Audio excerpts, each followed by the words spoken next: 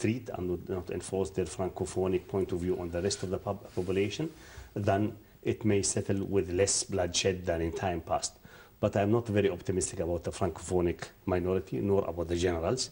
But I'm more optimistic about the group. I think they will be able, if they hold the line and don't get infiltrated and deviate like the Jia, that they will succeed in achieving some significant pressure and victory. You said the proper Islamic line. Yes, choosing the target carefully and choosing the battlefield carefully. But we heard before about how the other groups had descended into chaos and anarchy. Because of infiltration, yeah. Right. How closely supervised and monitored do you think that they would be by the Al-Qaeda HQ? Barely. We're talking about it like a business, but... There's no supervision. You have to supervise yourself. You have to purify yourself from inside. The Algerian group, although I insist on its original name, GSPC, instead of Al-Qaeda, because, in fact, it's not like the other groups in Iraq or in Yemen or even in Saudi in certain time. The Algerian group was completely independent, created before Al-Qaeda itself, at least when it comes very well known after the 11th of September. And they don't need Al-Qaeda, they don't need their experiences, they don't need their money, they don't need anything. What they need, in fact, just their international dimension, their global name, the brand name, if you want. They have got all what they want. They have got all what they need, and they have got more of all. They have got the Algerian people there who are against the regime. It doesn't mean that the Algerian people are with them, but the Algerian people are extremely anti-regime, anti-government, and the violence, there is daily uprising, daily popular uprising in Algeria, and I don't think, I disagree with Mohammed on this, I don't think that the solution in Algeria, it will be coming from Al-Qaeda or GSPC, call it what you want. It will come from, not by violence, it will come from revolutionary, from the revolution from the Algerian people, it will come from an uprising, which is now building up and accumulating up. But Abdul Bari, if you're using the brand name of Al-Qaeda, what comes with that? Is a lot of grief from America. Surely this is not something that the Algerian people want. Definitely the Algerian people, after this civil war, after the infighting, they need stability. They need actually to have a breathing space. They have a huge potential. They have oil, they have gas, they have agriculture, and and a lot of corruption. So they need stability. So definitely any Al-Qaeda infiltration of this country wouldn't be welcomed by the majority of the Algerian people. But what I would like to add to what Mr. Mohammed said, actually, it is true, Al-Qaeda and the Islamic Maghreb independent, maybe they were there before Al-Qaeda itself was established. But, the experience, the previous experience of the Algerian Islamic group was not rosy at all because of the infighting, because of the split groups, because of the infiltration. So what Al-Qaeda need? What this organization in particular, what they need a credible umbrella. They want to have, Al-Qaeda is there for the last, say, 20 years or so. They need this credible umbrella. They need, some sort of experience, some sort of acceptability among certain groups, Muslim groups. So they actually adopted Al-Qaeda ideology. They went to Al-Qaeda. Al-Qaeda did not go to them. They said to Al-Qaeda, we are giving the bay'ah to you, the allegiance to Al-Qaeda. We want to be part of your umbrella. How did this come about, or where did the meetings take place, or how would this have evolved? No, there wasn't any meeting, because we know the leaders of Al-Qaeda, Osama bin Laden and Ayman al-Zawahiri and Abu Yazid Mustafa Abu Yazid al-Masri, all of them in the run. They are moving in a hidden place. It is not as it used to be in Afghanistan. In Afghanistan, there was a fixed address of Al-Qaeda. Go to Tora Bora, the third cave in the left, Al-Qaeda. That's how you got your interview. Yeah, yes, sir. But now, actually, there is no fixed address to Al-Qaeda. There is no freedom of movement to Al-Qaeda leadership in order to contact other groups or to send envoy to them, as they used to do when they were in Somalia or when they were in Afghanistan before 11th September. But communications obviously get through, otherwise Ayman al-Zawahiri would not have made that announcement. Yes. That now the best way of communication is the internet.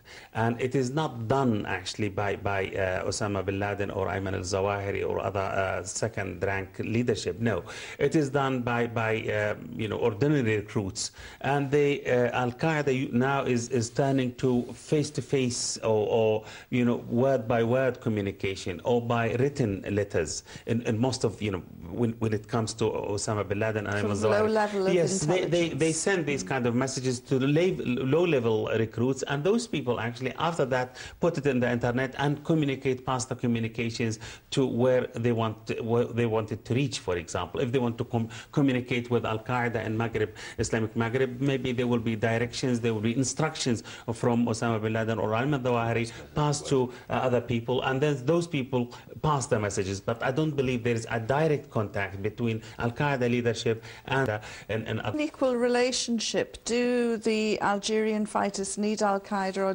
does Al-Qaeda need the Algerians? Only for publicity, if you want, only for marketing. That's the only thing. That's what they need them for. If we go back to what Abu Mus'ab Abdul Wadud, by his name is Abdul Malik Drudkal, the chief of the GSPC, Al-Qaeda, what he said to New York Times 3 months ago, and in an interview, he said clearly that we are fighting Americans. And in fact, what Al-Qaeda now, what the GSPC want, they want just to pass from being fighting the Algerian regime to have the American there. They want to drag them there. And what, open another battlefront absolutely, with because US soldiers? Absolutely. The doctrine, the Bush doctrine is clear. Where Al-Qaeda is, we are going to be.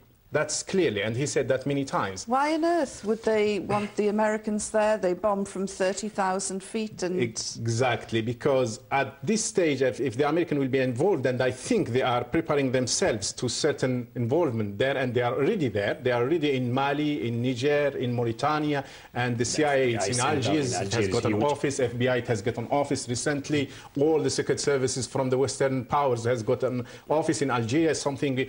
Just a few years ago, it was unbelievable to happen in Algeria, but now it's there. In fact, they know that once the American being involved there, it will be another Vietnam, it will be another Iraq, and the Algerian people will shift completely to the side of Al-Qaeda. And they will, because the propaganda now, they see the fight between Muslims, it's a fight between all what's happening in Algeria, it's a civil war at the best, and at the worst is the fight between Muslims killing each other. What they want there, they want the American to be there. And I think they are succeeding on this, and they are dragging American there, and this will be absolutely a big, huge mistakes American could commit. Abdul Bari, do you think... That's a good point of view, yes. Yeah. Yes, I agree with that. Which American president is going to fall for this? I mean, George Bush is on his way out now. Maybe he'll take his war on terror with him. Yeah. New man in the White House. Well, if McCain is going to take over, and many people believe, you know, this combination of Palin and McCain is a successful recipe for the coming American presidential election, I believe, yes, he could be trapped. He could actually enlarge the war against terrorism and actually send more troops to Afghanistan, maybe...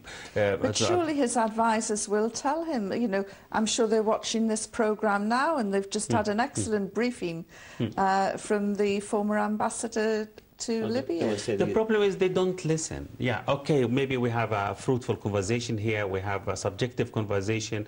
I remember when Tony Benn, there is a big difference between Tony Benn, our friend, and Tony Blair.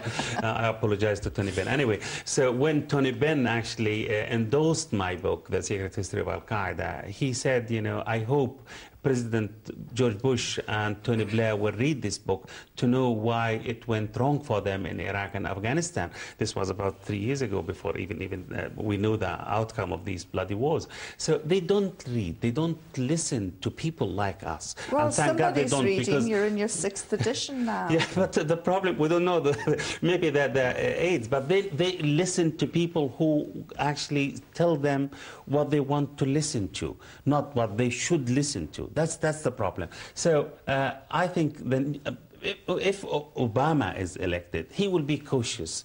He actually will realize that any American military adventure will be completely counterproductive, and it will add to the American problems in the world. And because, you know, if you look at him, he deeply rooted in the third world because of his African roots also. He understands Islam because of, you know, his father was a Muslim.